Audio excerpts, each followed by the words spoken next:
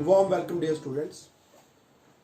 आज physics 10+1 laws of motion का important topic friction +2 में भी कहीं कहीं पे यूज होगा, +1 में तो बहुत यूज होगा। Question JEE Main, JEE advance, school exam हर जगह पे आने हैं। तो सबसे पहले तो फ्रिक्शन जो है ये वो फोर्स है जो दो चीजों के बीच में रिलेटिव मोशन को अपोज करता है। अब ऐसा जरूरी नहीं है कि वो चीजें रियलिटी में चल भी रही हों। कभी कभी ऐसा भी होता है कि हम कोशिश करते हैं कि ऑब्जेक्ट जो है वो चले, लेकिन अभी वो मूव करना शुरू नहीं हुआ। जैसे ये बॉक्स है, एक पावर बैंक है, तो जैसे इसमें एंगल को बढ़ाऊंगा तो ये नीचे आने की कोशिश कर रहा है, लेकिन चला तो नहीं। जितने देर नहीं चला, चलने की कोशिश हो रही है, लेकिन ये चल नहीं पा रहा क्योंकि इसको फ्रिक्शन नीचे को आने से रोकती है। तो फ्रिक्शन अभी भी है। तो फ्रिक्शन जो है उसको हम दो तरह से डिफाइन कर सकते हैं। नंबर 1, ये जब मोशन हो रहा होता है तो दो ऑब्जेक्ट्स के बीच में जो रिलेटिव मोशन है उसको अपोज करती है। Sorry. Secondly, friction can also be defined as कि जब मोशन की टेंडेंसी हो रही है, ये नीचे को आने की कोशिश कर रहा है लेकिन नहीं आ रहा, अब भी इसको फ्रिक्शन रोक रही है। तो फ्रिक्शन ने अपोज करना है रिलेटिव मोशन को और फ्रिक्शन ने अपोज करना है टेंडेंसी ऑफ मोशन को, कि चीज चलने के लिए कोशिश कर रही है लेकिन वो चलने नहीं दे रही। So friction is a force which opposes, दो चीजों को अपोज करती है। Number 1, relative motion between two surfaces,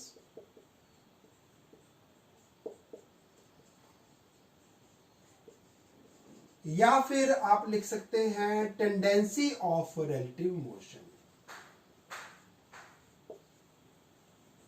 motion शुरू हो गया तब भी अपोज करेगी, और मोशन अगर होने की टेंडेंसी है, मोशन होना चाहती है लेकिन मोशन शुरू नहीं हो पा रही, उसको भी इसने अपोज करना है। चलिए, अच्छा यहां तक कोई डाउट नहीं होना चाहिए। अब फ्रिक्शन जो है इसका डायरेक्शन ऑफ एक्शन किधर को होगा। मैंने बताया था दुनिया में कोई फोर्स सिंगल फोर्स नहीं है। एक्शन और रिएक्शन ये पक्का दोनों इकट्ठे होंगे बेटा, ये पेयर हमेशा एग्जिस्ट करेगा। तो सिंगल फोर्स नहीं हो सकती बेटा। मान लो एक ये ऑब्जेक्ट है, लेट अस से एक टेबल है, टेबल ग्राउंड पे पड़ा है, फ्लोर पे, उस पे हमने एक बॉक्स रखा और हम इस बॉक्स को पुश करते हैं, चलाने की कोशिश करते हैं कि ये बॉक्स राइट हैंड साइड को जाए। तो टेबल वहीं पड़ा रहना चाहता है, बॉक्स आगे जाना चाहता है। तो टेबल को यूं लगेगा कि बॉक्स इधर को जाना चाहता है। तो टेबल जो फ्रिक्शन का फोर्स लगाएगा, इनको हम क्या करते हैं, ए बी नाम दे देते हैं। Force of friction on A due to B होगा पीछे की ओर। तो इसको मैं force of friction on A due to B लिख देता हूं, जो कि डायरेक्शन में बैकवर्ड्स होगा क्योंकि ए फॉरवर्ड जाना चाहता है। लेकिन अगर हम ए में बैठे हैं, जैसे एक बस से बैठे होते हैं, तो बस में जब हम बाहर की तरफ देखते हैं तो हमें रोड लगता है पीछे को जा रहा है। तो बॉक्स ए को लग रहा है कि जो नीचे वाला ब्लॉक है बी, वो पीछे को जाना चाहता है, पीछे जाना चाहता है, यानी ए के कंपैरिजन में बी का मोशन पीछे को होने वाला, पीछे को। तो बी पे फोर्स ऑफ फ्रिक्शन लगेगा आगे को। सिंगल फोर्स नहीं होती, मैंने बताया, हमेशा पेयर बनेगा। तो force on B due to A, force of friction on B due to A, वो होगा बेटा आगे की तरफ को। तो कोई डाउट नहीं होना चाहिए इसमें, क्लियर हो गया होगा आपको।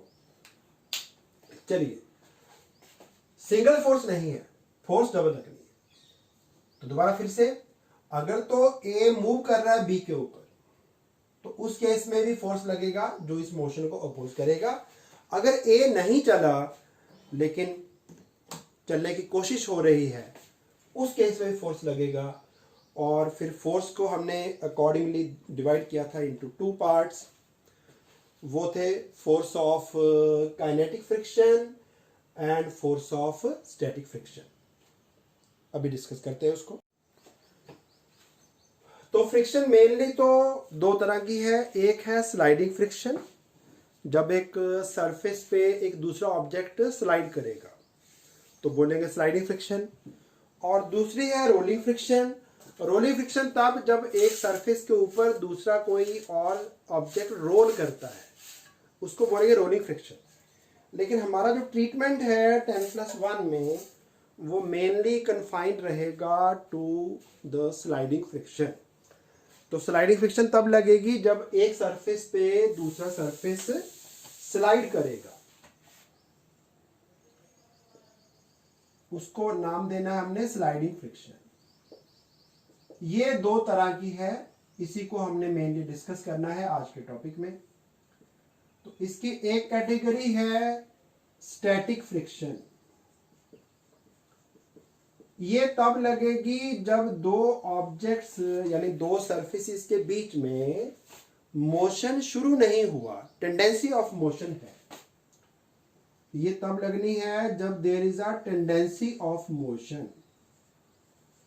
अभी मोशन स्टार्ट नहीं हुआ तब लगेगा ये। जैसे आपको मैं बता रहा था अभी कि ये पावर बैंक जो है इस सरफेस पे नीचे को आने की कोशिश कर रहा है, टेंडेंसी ऑफ मोशन है लेकिन अभी मोशन स्टार्ट नहीं हुआ, तब बोलेंगे स्टैटिक फ्रिक्शन। दूसरा हमने डिस्कस करना है आज काइनेटिक फ्रिक्शन।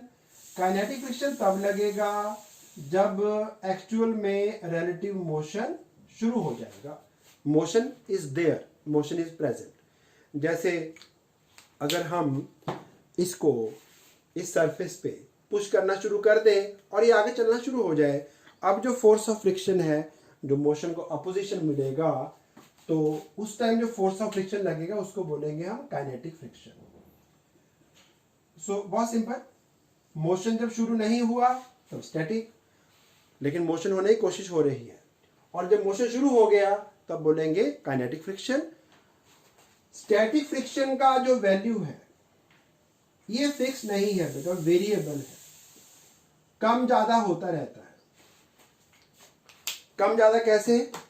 अगर मैंने इस पावर बैंक को 1 न्यूटन फोर्स लगाया, ओनली 1 न्यूटन, तो ये चला नहीं बेटा, कोशिश हो रही थी, 1 न्यूटन फोर्स लगा, फ्रिक्शन भी 1 न्यूटन हो गई और मेरी फोर्स जो है अप्लाइड, फ्रिक्शन ने कैंसिल कर दी, नेट फोर्स 0 हो गया। तो ये पावर बैंक का नेट फोर्स इस पे 0 था, तो ये आगे गया ही नहीं। अगर मैं अप्लाइड फोर्स को 2 न्यूटन कर दूं, 2 न्यूटन, तो भी नहीं हिलाई, क्योंकि जब मैंने फोर्स 2 न्यूटन लगाई थी, पीछे को भी 2 न्यूटन हो गई, फोर्स फिर से 0 हो गया। जब मैं 3 न्यूटन, 4 न्यूटन, 5 न्यूटन, एक लेकिन फोर्स ऐसा होगा जहां पे ये चल पड़ेगा, तो क्या हुआ कि जब तक मैंने 1 न्यूटन लगाया, फ्रिक्शन भी 1 न्यूटन हो गई, मैंने 2 न्यूटन लगाया, फ्रिक्शन भी 2 हो गई, और ये बढ़ते बढ़ते बढ़ते, वेरिएबल इससे कह रहा हूं क्योंकि इसका साइज चेंज होता रहता है। जब मैंने 1 न्यूटन लगाया तब फ्रिक्शन भी 1 न्यूटन था, जब मैंने 2 न्यूटन फोर्स कर दिया, फ्रिक्शन भी 2 न्यूटन हो गया, जब मैंने 3 न्यूटन कर दिया, फ्रिक्शन भी 3 न्यूटन हो गया। लेकिन ऐसा तो नहीं है कि मैं पावर बैंक को मूव नहीं कर पाऊंगा। एट अ सर्टेन वैल्यू ये चलना शुरू हो जाएगा, वो होगी स्टैटिक फ्रिक्शन की हाईएस्ट वैल्यू। स्टैटिक फ्रिक्शन की हाईएस्ट वैल्यू के लिए नाम देना है लिमिटिंग फ्रिक्शन। दोबारा ध्यान से सुनो बेटा, जो स्टैटिक फ्रिक्शन है इसका जो वैल्यू है, मैग्नीट्यूड है, वो फिक्स नहीं है, चेंज होता रहता है, वैल्यू कम ज्यादा होता रहेगा। विच मीन्स कि जब मैं 1 न्यूटन लगाऊंगा फोर्स तो फ्रिक्शन भी 1 न्यूटन हो जाएगी, जब मैंने 2 न्यूटन किया ये भी 2 न्यूटन हो गया, इसका वैल्यू चेंज होता रहता है। लेकिन अगर मैं हट गया फोर्स लगाने से, मैंने इसको पुश करना बंद कर दिया, अभी क्या बात हो रही थी, मैंने 3 न्यूटन लगाया, ये भी 3 न्यूटन हो गया और ये बैलेंस हो गया।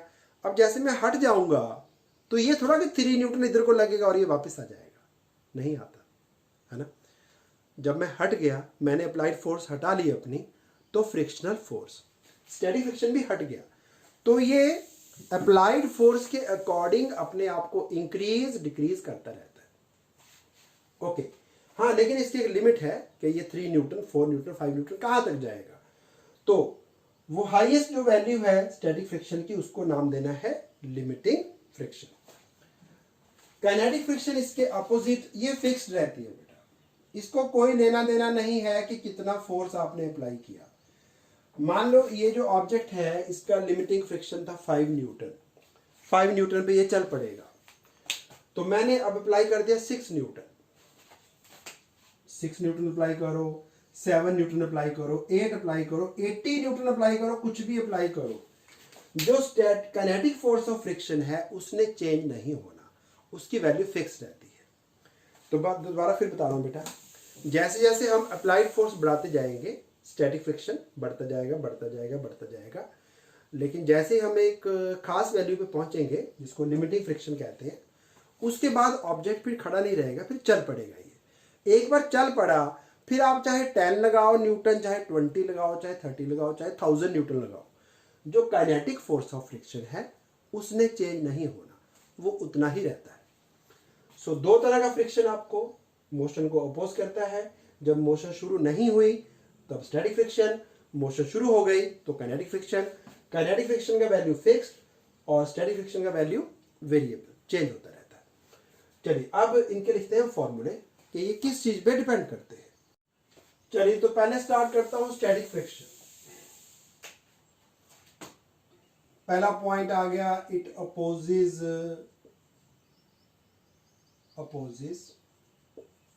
Tendency of motion.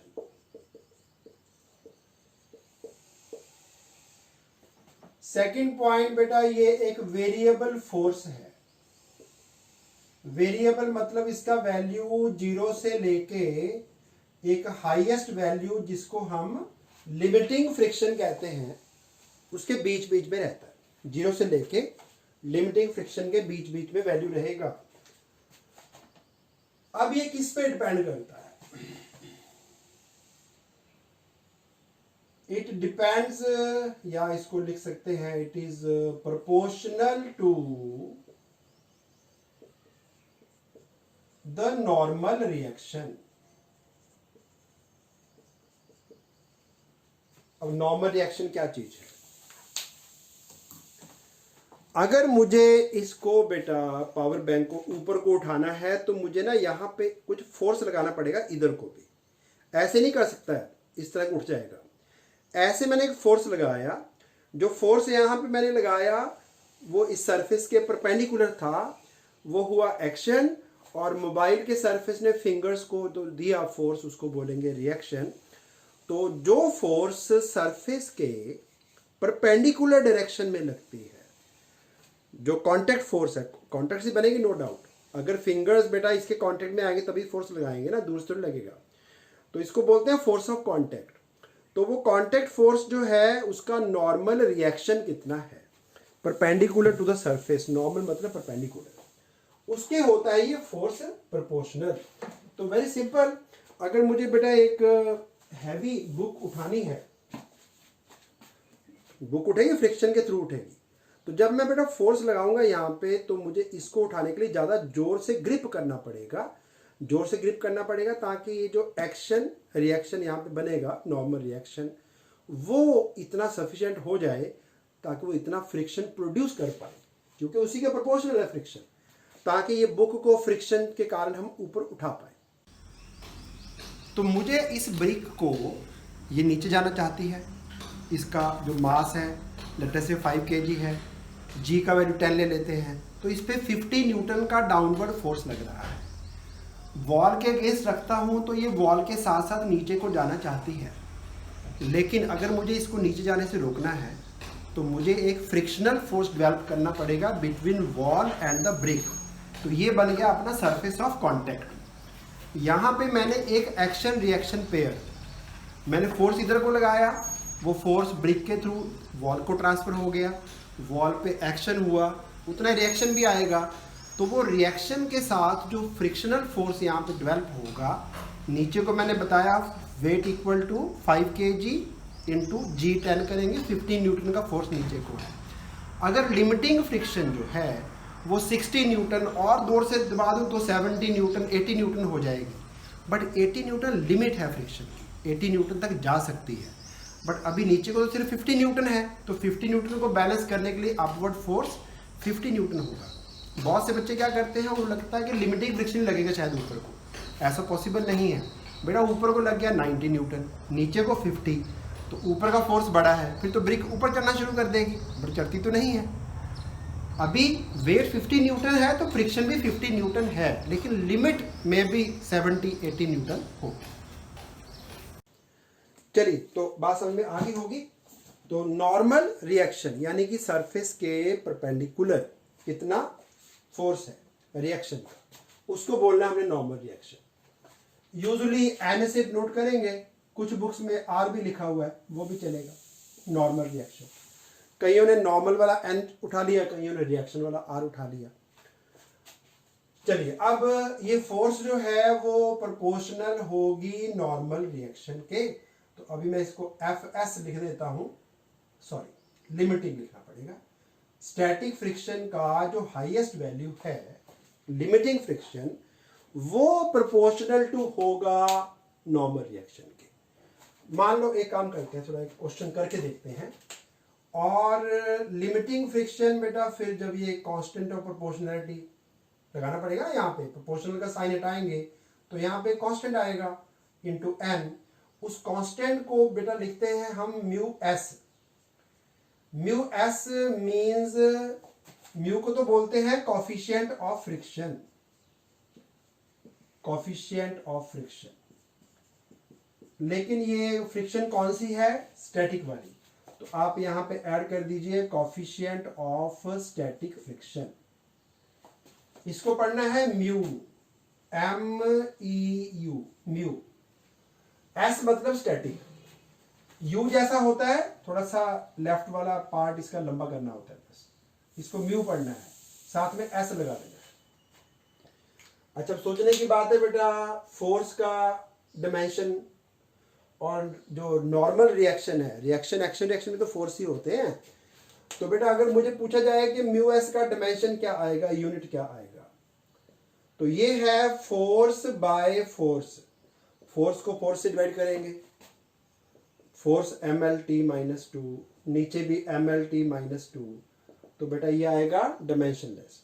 इसका कोई डिमेंशन नहीं है और इसका कोई यूनिट भी नहीं है। आपको क्वेश्चन में दिया होगा कि म्यू एस का वैल्यू ले लो 0.2, ऐसे लिखा होगा कुछ, नो यूनिट, यूनिट नहीं आएगा। चलिए, अच्छा क्लियर हो गया होगा। फिर से स्टैटिक फ्रिक्शन तब लगनी है जब मोशन की टेंडेंसी हो रही है, फोर्स वेरिएबल है, ये कम ज्यादा होती रहती है, लेकिन इसकी एक लिमिट है, हाईएस्ट वैल्यू, जिसको बोलेंगे लिमिटिंग फ्रिक्शन। तो इसका जो वैल्यू है वो 0 और लिमिटिंग फ्रिक्शन के बीच में रहता है। तो स्टैटिक फ्रिक्शन का जो हाईएस्ट वैल्यू है, मैं यहाँ पे थोड़ा सा और बेटर कर देता हूँ इसको, यानी जो लिमिटिंग फ्रिक्शन है वो प्रोपोर्शनल टू होता है नॉर्मल रिएक्शन। जो प्रोपोर्शनलिटी का साइन हटाएंगे तो एक कांस्टेंट आएगा, उस कांस्टेंट का नाम दिया हमने कोएफिशिएंट ऑफ स्टैटिक फ्रिक्शन। इसका वैल्यू क्वेश्चन में न्यूमेरिकल्स में आपको गिवन होगा, तो इसको म्यू पढ़ते हैं, साथ में एस लगा देना, तो mu S into normal reaction. चलो अब एक क्वेश्चन करके देखते हैं, थोड़ा सा उससे और आपको क्लियर हो जाएगा। अगर क्वेश्चन हो what is the minimum force, what is the minimum force required to set a mass of 20 kg into motion on a horizontal surface of mu S equal to 0.2 ले लेते हैं। चलो, कितना फोर्स लगाना पड़ेगा ताकि एक ऑब्जेक्ट जो कि 20 kg का है उसको हम मोशन में ला पाए ऑन अ सरफेस जिसका कोएफिशिएंट ऑफ फ्रिक्शन जो है म्यू एस वो 0.2 है। Very simple. बेटा मैं फोर्स लगाऊंगा इधर को, फ्रिक्शनल फोर्स लगेगा इधर को, लेकिन फ्रिक्शनल फोर्स की एक हाईएस्ट लिमिट है, वो है mu S into normal reaction. अब नॉर्मल रिएक्शन कैसे निकालनी है? Very simple. इसमें कितना फोर्स है जो इस ब्लॉक को इस सरफेस के अगेंस्ट प्रेस कर रहा है? देखो मैं तो इसके ऊपर बैठा नहीं हूं, ना तो मैंने इसको दबाया, राइट? इसको हमने प्रेस नहीं किया। इसको नीचे कौन फोर्स कौन लगा रहा है फोर्स? नीचे को इसका अपना वेट है। तो इस पे इस टाइम जो फोर्स है, एक तो इसका अपना वेट है बेटा, वेट यानी mg, वो तो हो गया ग्रेविटी के कारण। लेकिन ये नीचे को नहीं जा रहा क्योंकि ये जो लोअर सरफेस है वो इस पे एक अपवर्ड फोर्स लगा रहा है, उसी को नॉर्मल रिएक्शन कह रहे हैं, उसी को नॉर्मल रिएक्शन बोल रहे हैं। तो इस पे नेट फोर्स हुआ 0, ना तो नीचे जा रहा है ना ऊपर जा रहा है। तो वर्टिकल डायरेक्शन में नेट फोर्स 0, मतलब दो वेक्टर अगर अपोजिट डायरेक्शन में हो, रिजल्टेंट होता है a माइनस बी, तो n माइनस 20। लेकिन ये ना ऊपर गया ना नीचे गया, एक्सेलरेट नहीं हो रहा, दैट मीन्स इन दोनों फोर्सेस का रिजल्टेंट है 0। तो नॉर्मल रिएक्शन जो है बेटा, इसका हमने वेट लिखना था, वेट mg आएगा 20 इंटू जी को 10 ले लेते हैं, 200 न्यूटन। तो यहाँ पे 200 डालिए, तो n का जो वैल्यू है वो हो गया 200 न्यूटन। और जो फ्रिक्शनल फोर्स की लिमिटिंग वैल्यू है, हाईएस्ट वैल्यू है, वो है इक्वल टू म्यू एस यानी 0.2 इंटू नॉर्मल रिएक्शन यानी 200, तो ये बना 40 न्यूटन। तो कम से कम 40 न्यूटन का फोर्स लगाओगे तो ये ऑब्जेक्ट मोशन में आएगा। यही आंसर है। क्वेश्चन था कि इस ऑब्जेक्ट को मोशन में लाने के लिए कितना फोर्स लगाओगे, तो फोर्स आपको चाहिए 40 न्यूटन। अब ये जो म्यू एस है ये किस पे डिपेंड करता है? म्यू एस जो है ये डिपेंड करेगा on nature of surfaces, depends on nature of surfaces in contact. जो दो सरफेस कांटेक्ट में हैं, जैसे कि इस केस में मेरा हाथ का सरफेस और ये प्लास्टिक, ये कांटेक्ट में है। अगर मैं ब्रिक की बात करूं, एक ब्रिक को हमने मार्बल के फ्लोर पे रखा हुआ है, तो आपने फ्लोर का नेचर भी चेंज कर दिया और जो ब्रिक है वो अलग मटेरियल की बनी हुई है। तो वो मटेरियल्स कौन से हैं जो कांटेक्ट में हैं, वो डिसाइड करता है कि म्यू एस का वैल्यू कितना होगा। बट आपने उसकी टेंशन नहीं लेनी, क्वेश्चन में दिया होगा, हम क्वेश्चन वाला यूज करेंगे। चलिए इसको टॉपिक को आगे बढ़ाते हैं। स्टैटिक फ्रिक्शन तब लगेगी जब मोशन अभी शुरू नहीं हुआ। फोर्स वेरिएबल है, 0 से लेके हाईएस्ट वैल्यू यानी कि लिमिटिंग फ्रिक्शन तक कुछ भी वैल्यू हो सकती है। और लिमिटिंग फ्रिक्शन का जो वैल्यू है वो नॉर्मल रिएक्शन में डिपेंड करता है। कांस्टेंट ऑफ प्रोपोर्शनैलिटी हमने म्यू एस लिखा। म्यू एस का कोई यूनिट नहीं है, डायमेंशन नहीं है, डायमेंशनलेस क्वांटिटी है। और म्यू एस का वैल्यू क्वेश्चन में गिवन होगा, लेकिन उसके साथ कोई यूनिट नहीं होगा, लिखा हुआ सिंपली 0.2। और म्यू एस का जो वैल्यू है वो कितना है, वो डिपेंड करता है कि जो सर्फेसेस इन कांटेक्ट हैं वो कौन से सरफेस है। Is it wood on glass, और is it brick on marble, और it is plastic on glass. तो डिपेंड्स कि कौन से सरफेसेस कांटेक्ट में हैं। बट टेंशन आपने नहीं लेनी, आपको म्यू एस का वैल्यू गिवन होगा। तो किसी भी ऑब्जेक्ट को मोशन में लाने के लिए आपको सबसे पहले लिमिटिंग फ्रिक्शन जो है ना उस पर लग रही है ऑब्जेक्ट पे, उसको ओवरकम करना होगा, तब ये ऑब्जेक्ट मोशन में आएगा। चलिए तो अब बढ़ते हैं काइनेटिक फ्रिक्शन की ओर। काइनेटिक फ्रिक्शन में तब लगना है जब दो ऑब्जेक्ट्स में रिलेटिव मोशन शुरू हो जाएगा, तब ये force would come into picture.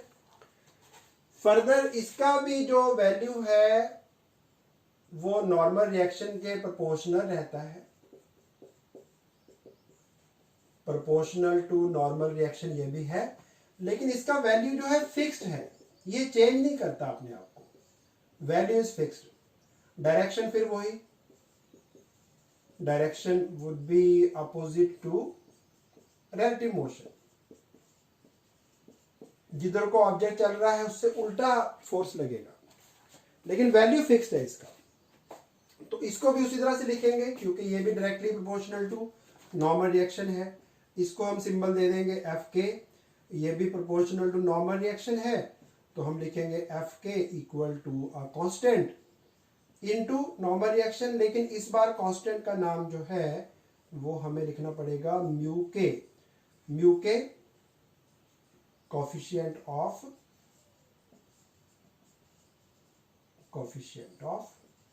Kinetic friction, ये नाम देना बेटा। तो स्टैटिक फ्रिक्शन की वैल्यू फिक्स्ड नहीं थी, वो वेरिएबल थी, वो चेंज होती रहती है। इसका वैल्यू फिक्स्ड रहता है, अप्लाइड फोर्स पे डिपेंड नहीं करता, जितना मर्जी फोर्स लगाते रहो। वो थी always equal to applied force. आपने 10 लगाया वो भी 10 हो जाएगी, आपने 20 लगाया वो भी 20 हो जाएगी, वो इक्वल टू अप्लाइड फोर्स रहती है। तो एक काम करते हैं, एक मैं ग्राफ भी बना देता हूं साथ साथ में। इधर को लिख रहा हूं force of friction, x axis के अलोंग लिख रहा हूं अप्लाइड फोर्स। तो अभी जो आपने वीडियो देखा जिसमें एक टेबल को मूव किया जा रहा था, तो टेबल पे पहले हमने 10 न्यूटन लगाया, फिर 20 लगाया, फिर 30 लगाया एंड सो ऑन। तो एक जगह जाके फिर वो टेबल मूव करना शुरू हो गया। पुलिंग हो सकती है, पुशिंग हो सकती है, उसमें कोई फर्क नहीं है। ओके, तो जब हमने टेबल पे लगाया 10 न्यूटन का फोर्स, तो टेबल नहीं चला क्योंकि फ्रिक्शन का फोर्स भी 10 न्यूटन था। जब हमने टेबल पे लगा दिए 20 न्यूटन, फ्रिक्शन भी हो गई 20 न्यूटन। फिर हमने टेबल पे 30 न्यूटन कर दिए, फ्रिक्शन भी 30 न्यूटन हो गए। 10, 20, 30। आप चाहे ये नंबर मत लिखना, मुझे आपको समझाने के लिए लिखने हैं, आप सिर्फ ग्राफ का शेप याद रखना। तो इधर भी 20, यहाँ पे भी 30, लेकिन एक 40 न्यूटन का फोर्स मैंने बताया था कि 40 न्यूटन का फोर्स रफली ऐसा फोर्स है जहां पे ये टेबल मूव करना शुरू कर देगा। तो 40 न्यूटन पे टेबल का मोशन स्टार्ट हो गया। अप्लाइड फोर्स जब 40 न्यूटन थी, क्योंकि फ्रिक्शन का जो लिमिट था वो भी 40 ही था। तो अगर मैं इन सभी पॉइंट्स को ज्वाइन करूं तो एक स्ट्रेट लाइन आएगी और ये एक तरह का स्क्वायर है। चेक करो ना बेटा, बेस 40, हाइट भी 40, एंगल राइट एंगल, तो इट इज अ स्क्वायर। और स्क्वायर का जो डायगोनल है वो किसी भी एक साइड के साथ बनाता है 45 डिग्री का एंगल। तो फिर ये ग्राफ जो है ना, ये 45 डिग्री के एंगल पे होगा। और यहां तक जो बात हो रही है, इसमें यूज हो रही है स्टैटिक फ्रिक्शन। स्टैटिक फ्रिक्शन का वैल्यू लिमिटिंग फ्रिक्शन के बराबर और 0 से लेके उसके बीच में कहीं भी हो सकता है। हाँ, ये जो पॉइंट आ गया अब 40 न्यूटन, ये वो पॉइंट आ गया जहां पे मोशन जस्ट शुरू होने वाला था, यानी टेबल जो है वो खिसकना शुरू हो जाएगा। इसके बाद फ्रिक्शन का वैल्यू थोड़ा सा कम हो जाता है। तो स्कूल में आपने कई बार देखा होगा, टीचर कई बार बुला लेते हैं बच्चों को, कैसा करते हैं कि भाई ये अलमारी हमने उधर शिफ्ट करनी है। तो 2-3 बच्चे लगते हैं, तो फिर टीचर बोलता है जोर लगा के हैशा। वो एक टाइमिंग है कि सारे बच्चे ना जोर, जब हैशा बोला टीचर ने तो सबने इकट्ठा जोर लगा देना है, क्योंकि उस टाइम आपको ना स्टैटिक फ्रिक्शन को ओवरकम करना था, लिमिटिंग वैल्यू को, तो वो थोड़ी ज़्यादा होती है। एक बार चल पड़ा, ये नहीं कहता फ्रिक्शन खत्म हो जाएगी, फिर थोड़ी कम हो जाती है और फिर ये आराम से चलता रहता है। Start of the motion, beginning of the motion would be difficult. एक बार मोशन में आ गया फिर उसके बाद उसको चलता रखना थोड़ा सा आसान हो जाता है, क्योंकि उसके बाद शुरू हो गई काइनेटिक फ्रिक्शन, जो कि लिमिटिंग फ्रिक्शन से थोड़ी सी कम होती है। रीजन बताता हूं अभी कि ऐसा क्यों। तो ये ग्राफ थोड़ा सा यहां से ना नीचे आ जाएगा बेटा, यहां पे मोशन स्टार्ट हो गया और इसके बाद एज टोल्ड जो काइनेटिक फ्रिक्शन है उसने बेटा चेंज नहीं होना, वो अप्लाइड फोर्स पे डिपेंड ही नहीं करती। तो काइनेटिक का जो ग्राफ है वो स्ट्रेट लाइन रहेगा parallel to force axis, applied force axis. इसके बाद इसका वैल्यू मान लो ये 40 था ना, हो सकता है ये हमेशा 30-80 रहे। फिर अब इसके बाद ये सारा जो है, ये हाइट जो है ना, ये काइनेटिक फ्रिक्शन को रिप्रेजेंट करती है। तो स्टैटिक फ्रिक्शन का वैल्यू 0 से बढ़ता जाएगा बढ़ता जाएगा बढ़ता जाएगा जैसे जैसे फोर्स आप अप्लाइड बढ़ाते जाएंगे, और एक टाइम ऐसा आएगा कि आप लिमिटिंग फ्रिक्शन पे पहुंच जाएंगे जो हाईएस्ट वैल्यू ऑफ फ्रिक्शन है। इसके बाद फिर फ्रिक्शन ने थोड़ा सा कम हो जाना जब ऑब्जेक्ट मोशन में आ जाएगा। ऐसा क्यों होता है कि थोड़ा सा कम हो गया? जो दो सरफेसेस इन कांटेक्ट है ना, उनका सरफेस जो है, अगर उसको हम माइक्रोस्कोपिकली देखें, ये सरफेस बेटा दिखने में तो लग रहा है कि पूरा प्लेन है, फ्लैट है, लेकिन अगर इसको माइक्रोस्कोपिकली देखेंगे, जब इसके अंदर हम मॉलिक्यूलर स्ट्रक्चर देखेंगे इसका, तो इसके मॉलिक्यूल्स और जो हैंड के मॉलिक्यूल्स हैं उनमें कुछ ना अप्स एंड डाउन्स हैं। वो तो आप जब ब्रीकी से देखते हो तो आपको लगता है जैसे आप बेटा एक हिल को देख रहे हैं, दूर हिल है एक, आपको बड़ा साफ साफ दिखेगा कि हिल का जो कर्वेचर है थोड़ा ऐसे है, लेकिन वहां जब हिल पे पहुंचते हैं वहां जाके बेटा ट्रीज भी हैं, कहीं ऊंचा है कहीं नीचे है, कहीं पत्थर पड़ा है, तो दूर से देखने में तो लगता है कि बराबर है, ये ऐसे एक लाइन सी बनी हुई है, लेकिन जब पास जाएंगे then you would come to know कि उस लाइन में बेटा काफी सारे यहाँ पे ट्री है, हिल पे यहाँ पे एक पत्थर पड़ा है, वो पास जाके पता लगेगा कि यहाँ पे अप्स एंड डाउन्स भी है। इसी तरह से ये सरफेस दिखने में तो प्लेन है, जब इसको माइक्रोस्कोपिकली देखेंगे तो इसमें अप्स एंड डाउन्स है। वो अप्स एंड डाउन्स जो हैं वो नीचे वाले सरफेस के अप्स एंड डाउन्स में ना इंटरलॉक हो जाते हैं, यहाँ भी अप्स एंड डाउन्स हैं, तो ये इसके अंदर फंस जाते हैं बेटा। तो आपको जब मोशन शुरू करना है तो आपको ये जो इंटरलॉक्स है ये तोड़ने हैं, लेकिन जब मोशन शुरू हो गया तो ये जब दोबारा फिर से लॉक होने वाला था तो आपने लॉक होने का टाइम ही नहीं दिया, आपने मोशन शुरू किया हुआ है ना, इसको पूरा अंदर जाने का टाइम ही नहीं मिला, ये उसके पहले निकाल दिया आपने, फिर निकाल दिया फिर निकाल दिया, पूरा लॉक नहीं बन पाया, तो फिर बाद में जो फ्रिक्शन का फोर्स है ना वो कम रहेगा, उसको बोलना है स्टैटिक फ्रिक्शन। तो अगर लिमिटिंग फ्रिक्शन थी मान लो 40, तो हो सकता है आपको काइनेटिक फ्रिक्शन जो है वो 38 to 36 ऐसे कुछ मिले, थोड़ी सी कम रहती है। चलिए, होप आपको ये भी पॉइंट क्लियर हो गया होगा। अब हम बढ़ते हैं कुछ न्यूमेरिकल्स की तरफ कि इसको हमने न्यूमेरिकल्स में कैसे यूज करना है। ग्राफ बना लीजिए और ये पॉइंट्स नोट कर लीजिए। ग्राफ पेपर में आता है, एग्जाम में ग्राफ आता है, draw the variation of force of friction या स्लाइडिंग फ्रिक्शन, सारा स्लाइडिंग है ना, यहाँ पे स्लाइडिंग शुरू होना था अभी और आगे जाके शुरू हो गया। फोर्स ऑफ स्लाइडिंग फ्रिक्शन का वेरिएशन विद अप्लाइड फोर्स कैसा होता है उसका ग्राफ ड्रॉ करो, एग्जाम में ग्राफ आता है। तो अब बढ़ते हैं न्यूमेरिकल्स की तरफ। तो जब मैं इस टेबल को खींचने की कोशिश करता हूँ, फोर्स लगा रहा हूँ लेकिन चला नहीं, चला इसलिए नहीं क्योंकि जो मेरा फोर्स था वो जो लिमिटिंग फ्रिक्शन है, जो हाईएस्ट वैल्यू ऑफ फ्रिक्शन लग रही है फ्लोर पे, उससे ज़्यादा नहीं था।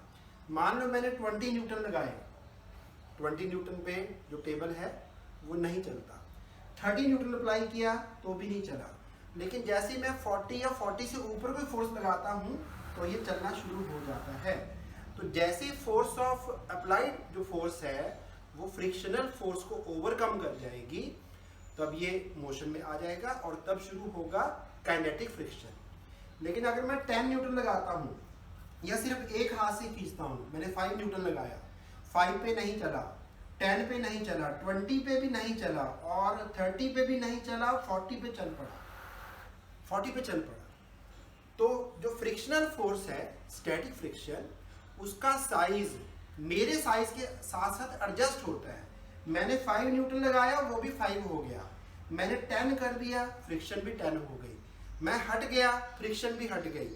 ऐसा मत सोचना कि जो लिमिटिंग फ्रिक्शन है मान लो वो 40 न्यूटन है, 40 न्यूटन इज द लिमिट, ये 40 न्यूटन तक फोर्स जा सकता है जरूरत पड़ने पे, लेकिन मैंने 10 लगाया तो फ्रिक्शन 10 ही होगा, मैंने 20 लगाया तो फ्रिक्शन 20 होगा, जब मैं 40 लगाऊंगा फ्रिक्शन ही 40 हो जाएगा स्टैटिक। लेकिन अगर मैंने 41 कर दिया तो वो 40 से ऊपर नहीं जा पाएगा, तो मैंने 41 न्यूटन कर दिया और टेबल चल पड़ा। तो काइनेटिक फ्रिक्शन जो है वो कांस्टेंट फोर्स है जिसका वैल्यू जो है चेंज नहीं होना, स्टैटिक फ्रिक्शन अपने आप को कम ज्यादा करती रहती है। चलिए, फॉर्मूले जो हमने यूज करने हैं वो सबसे पहले लिमिटिंग फ्रिक्शन, जब ऑब्जेक्ट अभी मोशन में नहीं आया तो उसको जो फोर्स रोकता है चलने से उसको हमने स्टेडी फ्रिक्शन बोला, और उसकी जो हाईएस्ट वैल्यू है वो mu S into normal reaction होगी। एक बार चल पड़ा तो फोर्स ऑफ काइनेटिक फ्रिक्शन लगेगा। अब क्वेश्चन है आपके पास एक 8 kg का ब्लॉक है, उसको हमने 20 न्यूटन की फोर्स से पुश करना है। इसमें और नीचे वाले सरफेस में जो कॉफिशिएंट ऑफ फ्रिक्शन है, मैं अभी 0.2 लेता जाऊंगा। 0.2 थोड़ा सा सॉल्व करना इजी रहेगा। बाकी कई बार एनसीईआरटी की बुक देखेंगे वहाँ पे 0.15 भी लिखा हुआ है, तो थोड़ा सा आपका कैलकुलेशन वाला पार्ट डिफिकल्ट हो जाएगा, नो डाउट। चलो वो क्वेश्चन जैसा भी होगा वैसा करना ही होगा, उसमें आपके पास कोई ऑप्शन नहीं है।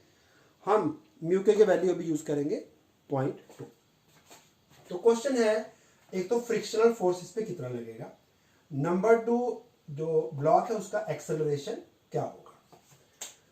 तो मोशन होना है राइट हैंड साइड को 8 kg का, तो फ्रिक्शन ने उसको अपोज करना है, तो फ्रिक्शनल फोर्स होगा लेफ्ट हैंड साइड को।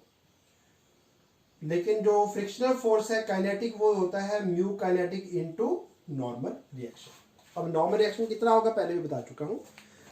अगर कोई ऑब्जेक्ट जो है ना उसके ऊपर एक ही फोर्स है वेट की, ऑब्जेक्ट का वेट है सिर्फ, वो उसको पुश करता है नीचे को, और ये नीचे का सरफेस हॉरिजॉन्टल है, उस केस में पक्का ये बेटा जो नॉर्मल रिएक्शन है ना वो वेट के बराबर होगी। लेकिन हमेशा वेट के बराबर नहीं होगी। मान लो मैं इसके ऊपर एक और फोर्स अप्लाई कर दूं, इसका अपना वेट मान लो 10 न्यूटन है, तो 10 न्यूटन तो इसने अप्लाई कर दिया, ऊपर से मैंने इसको पुश भी कर दिया 20 न्यूटन से, तो यहाँ पे जो डाउनवर्ड फोर्स है ना टोटल, वो 20 फोर्स मेरा न्यूटन और 10 न्यूटन इसका अपना वेट, तो वो 30 न्यूटन हो जाएगा। तो फिर नॉर्मल रिएक्शन तो एक्शन के बराबर ही होगा ना। जो स्पीकर का जो बॉटम वाला सरफेस है वो इस सरफेस पे 30 न्यूटन फोर्स लगाएगा, तो बड़ा रिएक्शन भी 30 आएगा। अभी तो सिंपल है, अभी मैंने और कोई फोर्स ऊपर से नहीं लगाया, तो इसका अपना जो वेट है, weight equal to M G, वो 8 इंटू 10 कर लेते हैं, जी को 10 ले लेते हैं, तो 80 न्यूटन बेटा डाउनवर्ड फोर्स था। तो क्योंकि ये ना ऊपर गया ना नीचे गया, ऊपर को नॉर्मल रिएक्शन है, तो अपवर्ड डाउनवर्ड मोशन कोई हो नहीं रहा, तो नॉर्मल रिएक्शन और वेट ये आपस में कैंसिल होंगे, इनका जो रिजल्टेंट है वो 0 आना चाहिए।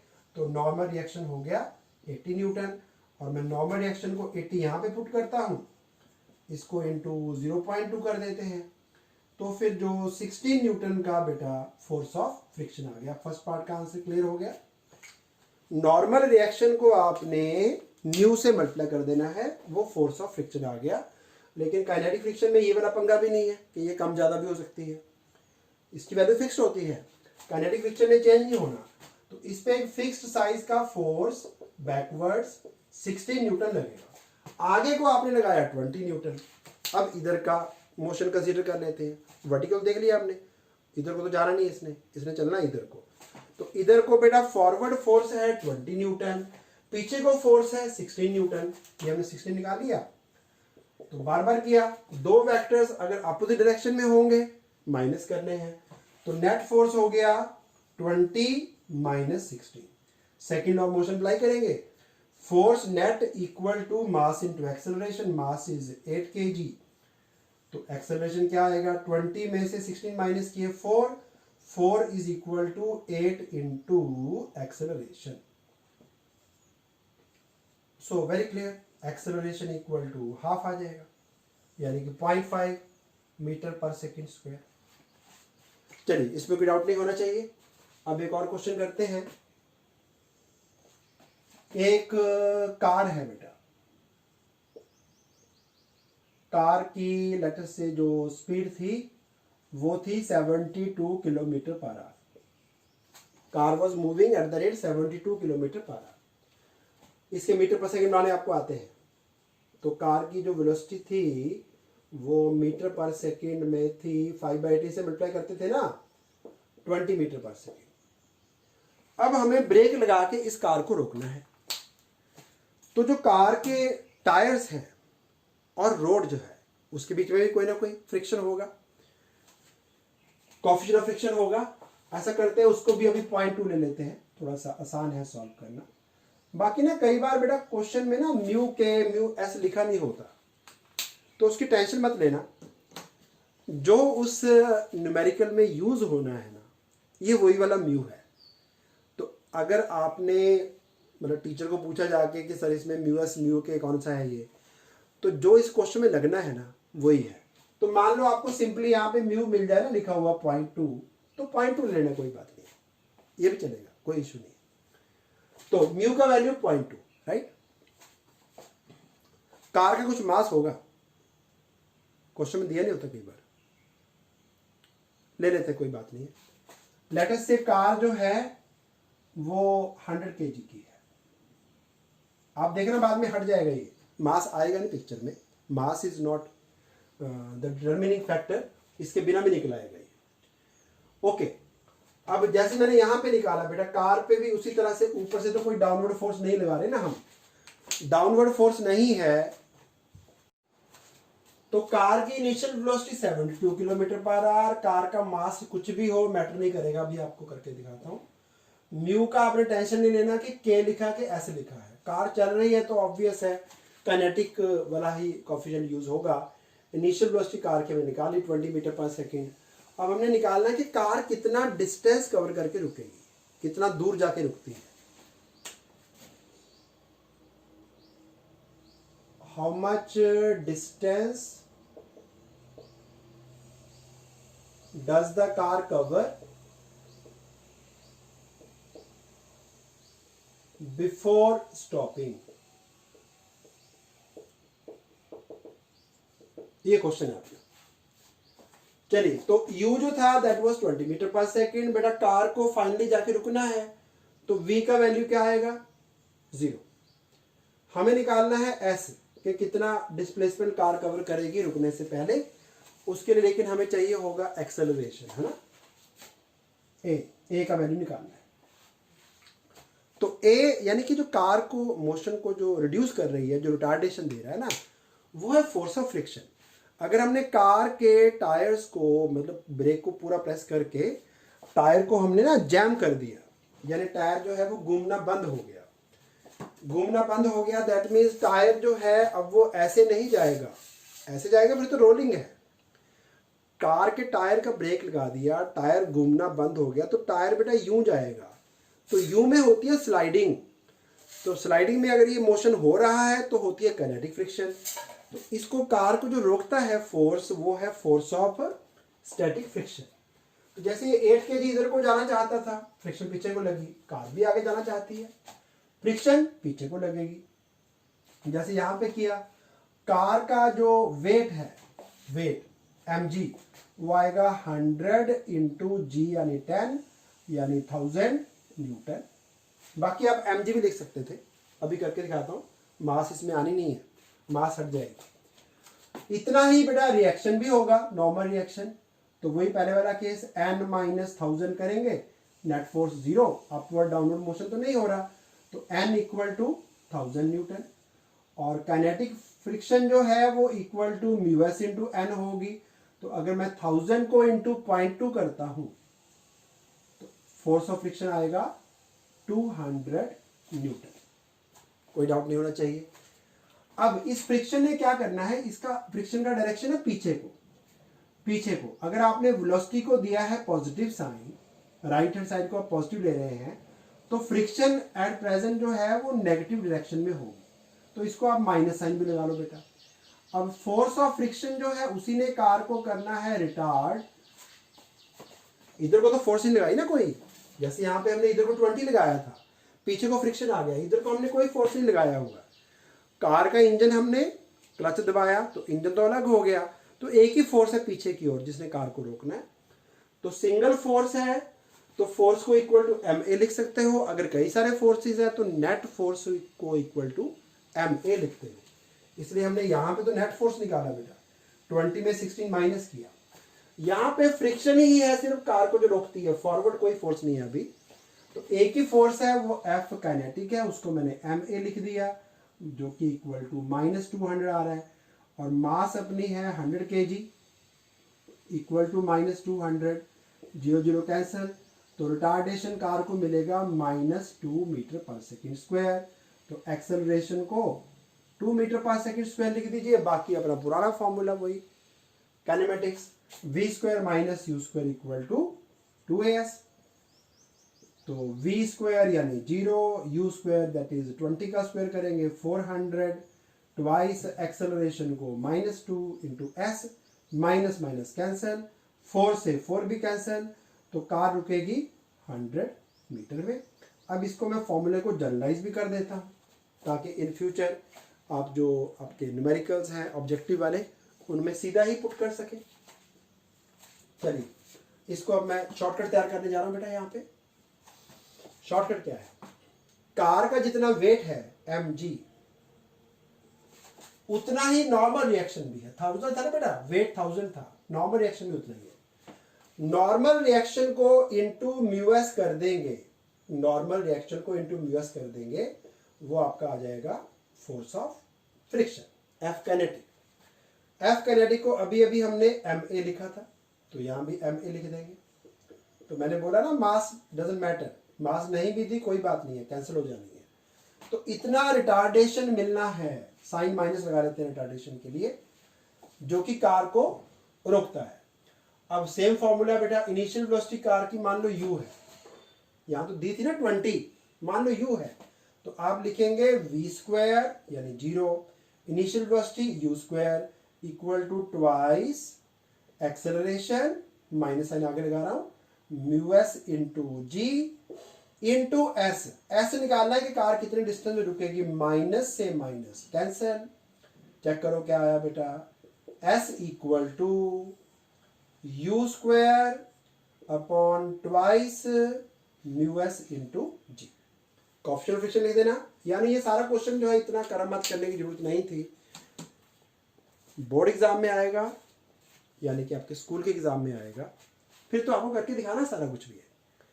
स्कूल एग्जाम में नहीं आया, ऑब्जेक्टिव क्वेश्चन है, सिर्फ आपको आंसर पूछा कि क्या आना है। एक आपको बोला है मैंने फॉर्मूला बुक एक डिजाइन कर लो, उसमें शॉर्टकट सारे लिखने हैं। तो ये शॉर्टकट आपका आ गया कि अगर एक कार वेलोसिटी u से जा रही है, टायर्स में और रोड में जो कोएफिशिएंट ऑफ फ्रिक्शन है वो म्यू एस है, तो फिर कार कितने डिस्टेंस में रुकेगी उसका फॉर्मूला है u square upon twice mu S into g. Important formula है। और इस पे बेस्ड कभी कभी क्वेश्चन आता है कि अगर कार की स्पीड को हम डबल कर दें, ये कार रुकती है 100 मीटर में, अगर हम कार की स्पीड को 20 मीटर की पर सेकंड की बजाय 40 मीटर पर सेकंड कर दें, तो कार कितना दूर जाके रुकेगी। तो ये आपके लिए होमवर्क है, ये करके भेजना मुझे आप, कि अगर कार की स्पीड को हम 20 की जगह या 72 की जगह पे 144 किलोमीटर पर आवर कर दे, तो कार का जो स्टॉपिंग डिस्टेंस है वो क्या बनेगा। चलिए होप दोनों क्वेश्चन क्लियर हो गए होंगे। अब टॉपिक को आगे बढ़ाते हैं।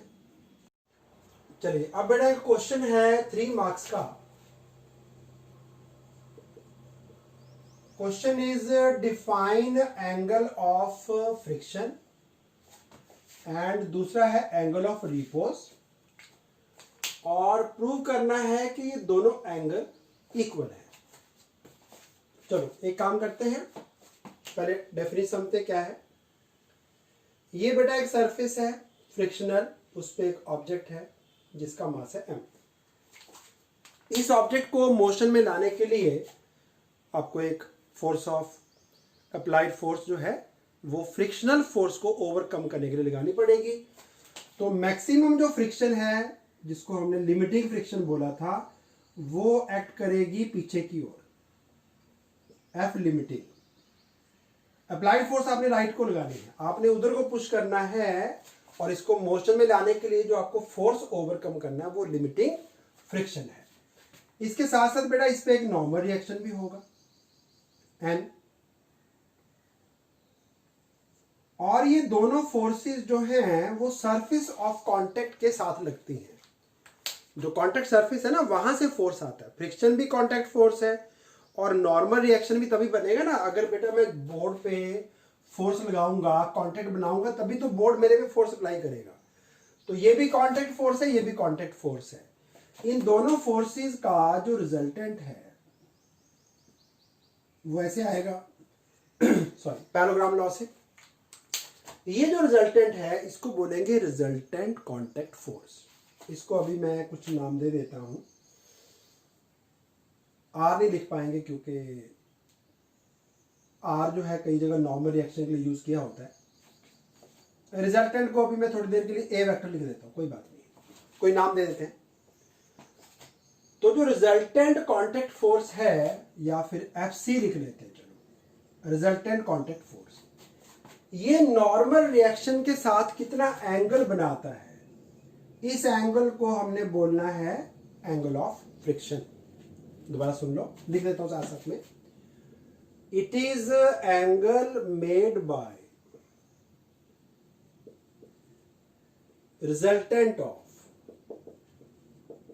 resultant of normal reaction and limiting friction।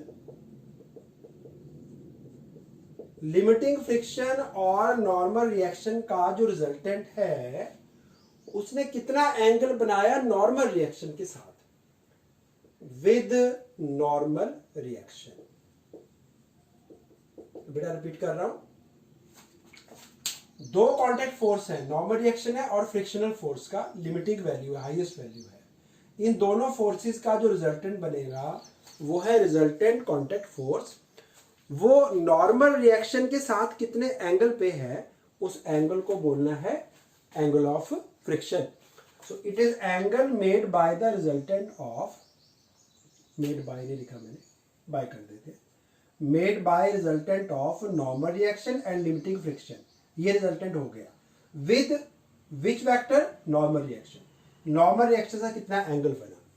अच्छा, आपको याद होगा कि एंगल के बिल्कुल सामने होता है परपेंडिकुलर, तो अगर ये एफ लिमिटिंग है तो ये भी एफ लिमिटिंग है एक तरह से। दिस इज परपेंडिकुलर, एंगल के सामने परपेंडिकुलर और एंगल की एडजेसेंट साइड होती है बेस। तो अगर मैं परपेंडिकुलर यानी कि एफ एल को नॉर्मल रिएक्शन यानी बेस से डिवाइड करूं तो कौन सा टी रेशो आएगा, tan थीटा। Very nice. और जो लिमिटिंग फ्रिक्शन है वो अभी हमने लिखा, वो mu S into normal reaction होता है, एन से एन कैंसल, तो इक्वल टू म्यू एस। तो tangent of angle of friction would be equal to coefficient of static friction. इस एंगल का, एंगल ऑफ फ्रिक्शन का जो टेंजेंट होता है, tan थीटा होता है, वो कोफिशिएंट ऑफ स्टैटिक फ्रिक्शन के ही इक्वल होता है। रिपीट कर देता हूं फिर से, दो फोर्स थे यहां पे कांटेक्ट फोर्स, एक था लिमिटिंग फ्रिक्शन, एक था नॉर्मल रिएक्शन। इन दोनों के बीच में जो आपने पैराग्राफ बना के रिजल्टेंट निकाला, वो रिजल्टेंट रिएक्शन के साथ कितना एंगल बनाता है उसको बोलना है एंगल ऑफ फ्रिक्शन। और एंगल के बिल्कुल सामने कॉल्ड परपेंडिकुलर, तो ये और ये दोनों सेम ही है, तो यहां भी एफ लिमिटिंग लिख दिया मैंने। परपेंडिकुलर को बेस से डिवाइड करें तो tan थीटा आता है, लिमिटिंग फ्रिक्शन का वैल्यू डाल दिया mu S into N, N N cancel, mu s आ गया। अब एंगल ऑफ रिपोज क्या है, तो पहले एक वीडियो देखिए, उससे आपको क्लियर हो जाएगा एंगल ऑफ रिपोज क्या है। चलिए, वीडियो आपने देख लिया, तो वीडियो में क्या पता लगा कि जिस एंगल पे एक ऑब्जेक्ट, उधर हमने थीटा यूज कर लिया, तो यहां पे कोई और नाम दे देते हैं, अल्फा लिख लो, फाई लिख लो, आपकी मर्जी है। जिस एंगल पे जाके एक ऑब्जेक्ट का मोशन जस्ट शुरू होता है, मोशन स्टार्ट होता है जिस एंगल पे, उस एंगल को बोलना है एंगल ऑफ रिपोज। चलिए, निकालना कैसे है, बहुत सिंपल। इंक्लाइन प्लेन का डायग्राम पहले भी कई बार ड्रॉ कर चुके हैं। तो मैंने बोला है आपको कि जो वेट mg है उसके दो कंपोनेंट्स हो जाते हैं। तो एक कंपोनेंट होगा इंक्लाइन प्लेन के परपेंडिकुलर और एक होगा इसके पैरेलल। एंड कई बार बोल चुका हूं ये एंगल और ये एंगल सेम होते हैं, लेकिन आज प्रूव करके नहीं दिखाऊंगा, पहले मैंने प्रूव भी कर दिया था कि ये दोनों एंगल सेम है। याद कर लो बस, क्योंकि पेपर में प्रूव थोड़ी आना बेटा, पेपर में नॉलेज होना चाहिए। प्रूव मैंने कर दिया वैसे पिछले लेक्चर में कि ये वाला एंगल और ये वाला एंगल सेम क्यों है। चलिए, ये दोनों एंगल सेम हो गए।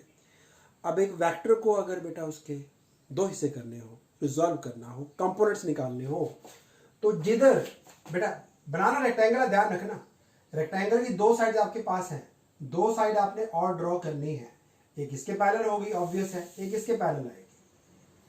Rectangular components are along the rectangle, तो मैंने रेक्टेंगल बना दिया, तो एक कंपोनेंट आएगा इस डायरेक्शन में और एक कंपोनेंट आएगा इस डायरेक्शन में। जिधर एंगल होता है उधर क्या लगाते हैं, कई बार बता चुका हूं। जिस तरफ एंगल होता है, जो एडजेसेंट कंपोनेंट है वो निकालना हो, पुराना डायग्राम याद करो, कोई बात नहीं है, मैंने ऐसे दिखाया होगा आपको। ये वेक्टर ए है, अगर इसका आपने एक्स और वाई कंपोनेंट निकालने हैं तो जिधर एंगल होता है उधर कॉस लगाते हैं, तो यहाँ पे कॉस थीटा लिखा जाएगा और इधर साइन थीटा आएगा। उसी तरह से बेटा इस बार वेक्टर जो है वो ए ना होके वेट है एम जी, तो ए की जगह एम जी लिखेंगे। तो ये वाला जो फोर्स है वो होगा, very nice, M G cos theta, और इधर को फोर्स क्या आएगा, एम जी साइन थीटा।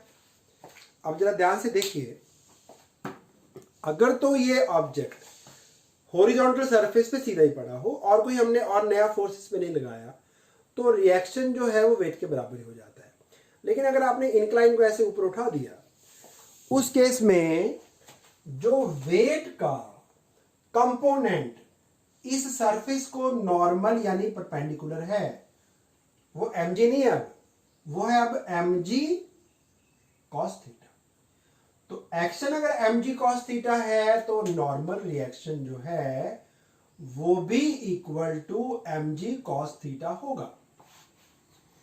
अब ये जो mg sin थीटा है वो इसको नीचे खींचने की कोशिश कर रहा है, फ्रिक्शन इसको नीचे चलने से रोकती है, तो फ्रिक्शन का डायरेक्शन लगेगा along the surface of contact, ऊपर की तरफ। लेकिन अगर इसको चलाना है, जैसे मैंने आपको अभी दिखाया कि ब्रिक एक खास एंगल पे जाके शुरू हुई, तो वो कितने एंगल पे जाके शुरू हुई, वो एंगल ऐसा होना चाहिए कि ये जो फोर्स है ना डाउनवर्ड जो इसको खींच के लाता है, वो अपवर्ड फ्रिक्शन को, लिमिटिंग फ्रिक्शन को जस्ट ओवरकम तो कर लेना, तभी तो चलेगा ना। तो लिमिटिंग फ्रिक्शन का वैल्यू है mu S into normal reaction. Normal reaction अपना mg cos थीटा है, तो हमने इन दोनों को इक्वेट कर देना है। ये वाला जो पार्ट है ना वेट का कंपोनेंट, वो जो फ्रिक्शन को बेटा जस्ट ओवरकम कर लेगा, जस्ट उसके बराबर हो जाएगा, तो ये मोशन शुरू हो जाएगा। तो मोशन शुरू होगा तब जब mg, इसको हमने फाई लिखना था, मैंने थोड़ी गलती कर दी, यहाँ पे फाई आना बेटा, आप सही से नोट कर लेना, थीटा उधर यूज कर लिया हमने, now let's write it as phi. जब mg sin phi would be just equal to mu s mg cos phi, वहां पे मोशन शुरू होगा, mg mg कैंसिल, cos को लेके आओ नीचे, sin बाय cos क्या होता है, sin phi by cos phi tan phi, तो tan phi equal to mu s। ये आपकी इक्वेशन नंबर 1, ये इक्वेशन नंबर 2, और एंड में एक लाइन लिख देना फ्रॉम 1 and 2। क्या निकला बेटा 1 और 2 से, देखो जरा, राइट हैंड साइड दोनों का सेम है, तो tan फाई और tan थीटा सेम होंगे। अगर दो एंगल का टेंजेंट सेम है, एक्यूट एंगल है दोनों नो डाउट, तो उनका बेटा एंगल का वैल्यू भी सेम होगा।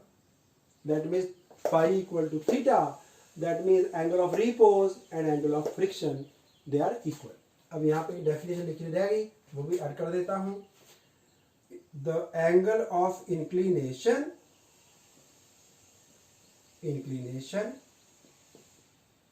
at which sliding just begins, sliding जो है जस्ट शुरू होगा, sliding just begins is called angle of repose, है ना, समझ गए होंगे, मुश्किल नहीं था। तो ये बेटा क्वेश्चन आएगा एग्जाम में 2 से लेके 3 मार्क्स का।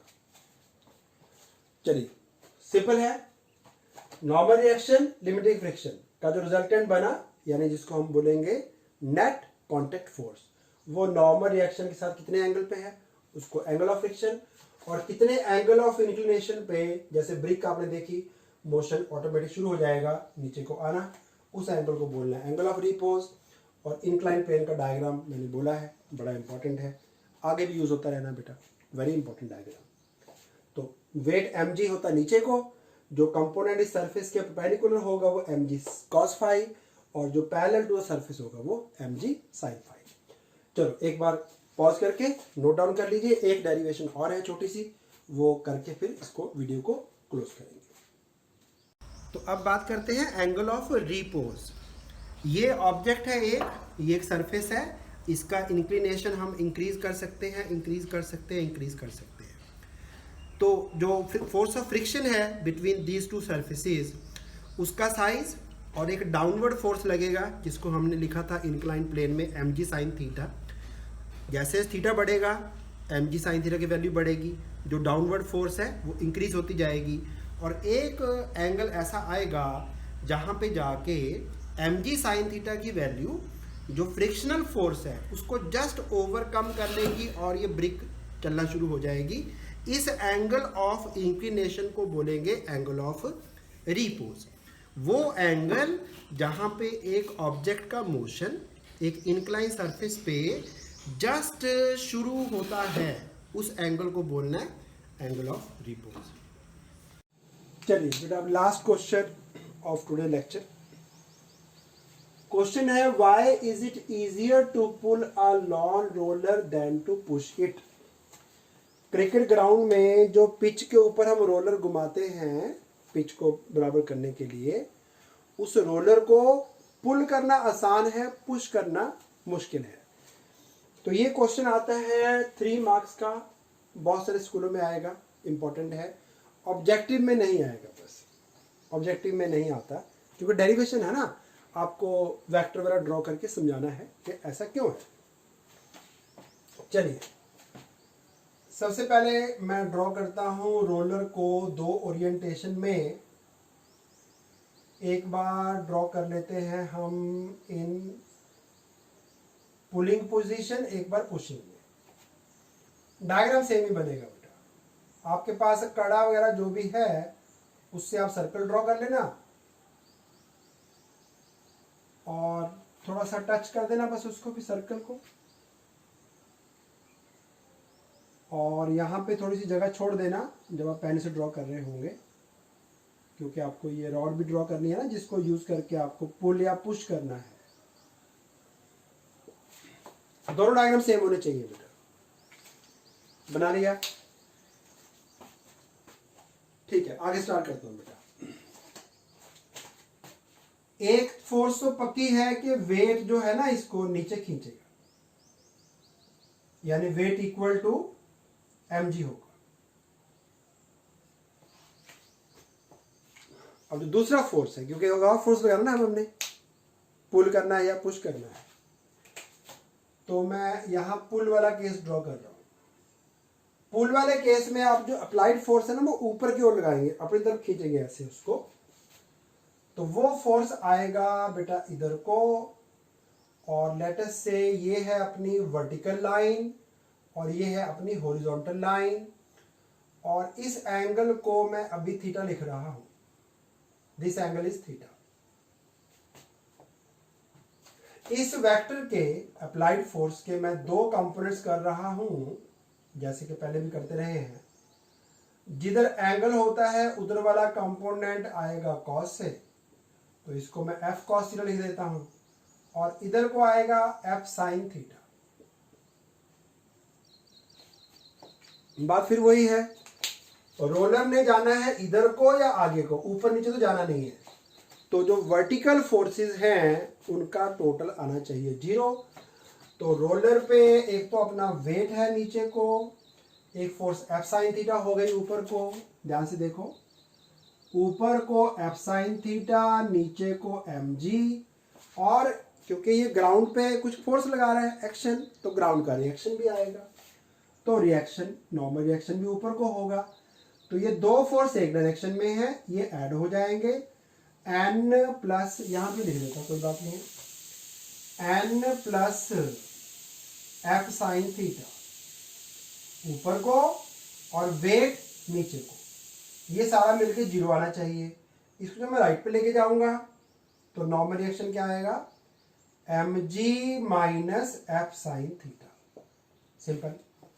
दोबारा देख लो, जो नॉर्मल रिएक्शन है ना, जो ग्राउंड का रिएक्शन आना है रोलर पे, वो तो दोनों केस में ऊपर को ही आना है बेटा, नॉर्मल रिएक्शन। अब क्वेश्चन है वो कितना है नॉर्मल रिएक्शन। ऊपर को 2 फोर्स है एफ साइन थीटा, मैंने दोनों को प्लस कर लिया, 2 वेक्टर एक ही डायरेक्शन में हो ऐड हो जाते हैं। एक वेक्टर उल्टा है, उसको मैंने माइनस कर दिया। इन सभी फोर्सेस का जो टोटल है बेटा अगर तो नीचे को फोर्स आता तो ये एक्सेलरेट होता नीचे को, या ऊपर को फोर्स ज्यादा होता तो ये ऊपर को चलना शुरू कर देता, बट नहीं जा रहा है, ना ऊपर जा रहा है ना नीचे आ रहा है, तो वर्टिकली सभी फोर्सेस का रिजल्टेंट 0 आना चाहिए। तो जो सेम डायरेक्शन में उनको प्लस कर लो, जो उल्टी डायरेक्शन में उसको माइनस करो, इक्वल टू 0 पुट करो, नॉर्मल रिएक्शन निकला है। अब आप जानते हैं जो फोर्स ऑफ फ्रिक्शन है पुल वाले केस में, एफ पुल लिख देता हूं, वो आएगा म्यू, म्यू अब चूंकि रोलिंग है इसलिए मैं म्यू आर नहीं लिख रहा हूं, वैसे रोलिंग वाले केस में यहां पे म्यू रोलिंग होना चाहिए। अगर ये एक बॉक्स है, बॉक्स जैसे एक बॉक्स को अगर आपने खींचना हो तो आप कोशिश करते हैं कि उसको पुल किया जाए, इधर को खींचते हैं आप, आराम से आ जाता है। पुश करेंगे ज्यादा जोर लगाना पड़ेगा, उस केस में फिर म्यू जो है वो रोलिंग वाला स्टैटिक वाला डाल देना, अगर नहीं चला स्टैटिक चल पड़ा तो काइनेटिक।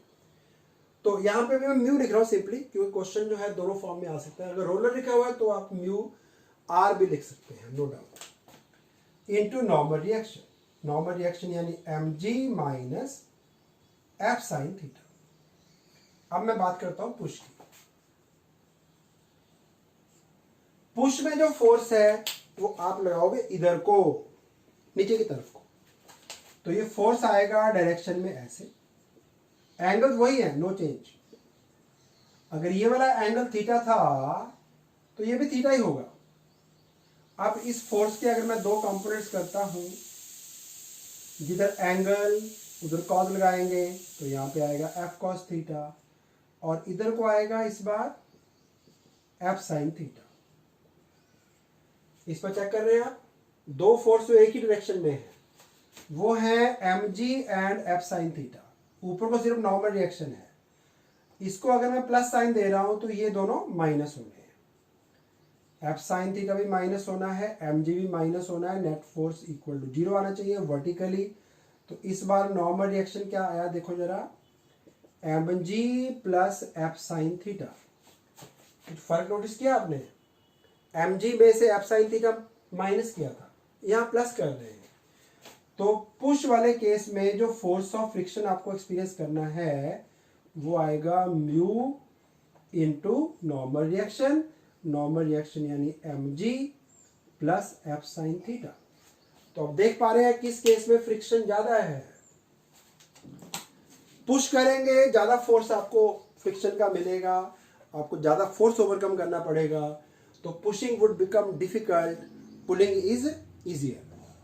डायग्राम को बेटा आपने 3 बार ड्रॉ करके, मुझे इस डायग्राम को आप 3 बार ड्रॉ करेंगे, क्योंकि पेपर में बेटा 50% बच्चों का डायग्राम गलत होता है।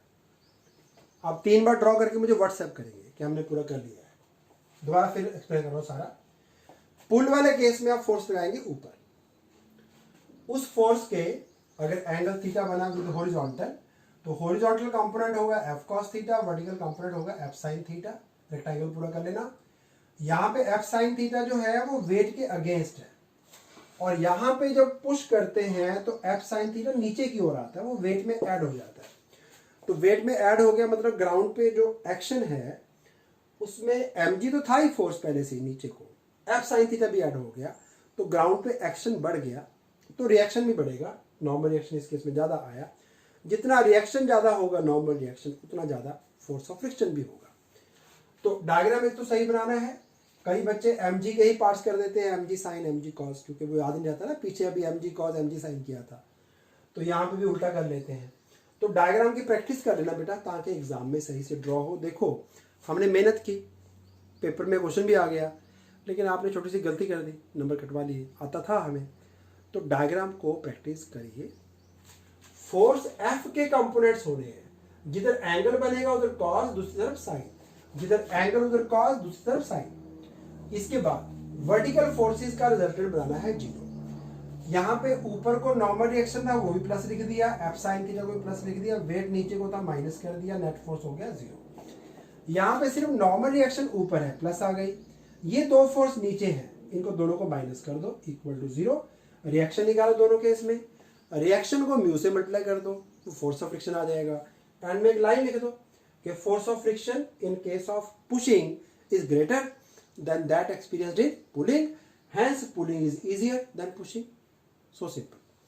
चलिए, सो होप आपने वीडियो को आज वाले को एंजॉय किया होगा। अच्छा लगा तो लाइक कर दीजिए बेटा, और आपके फेलो फ्रेंड्स के लिए इट इज़ मीनिंगफुल तो उनको शेयर करिए और चैनल को सब्सक्राइब करिए। Thank you for joining.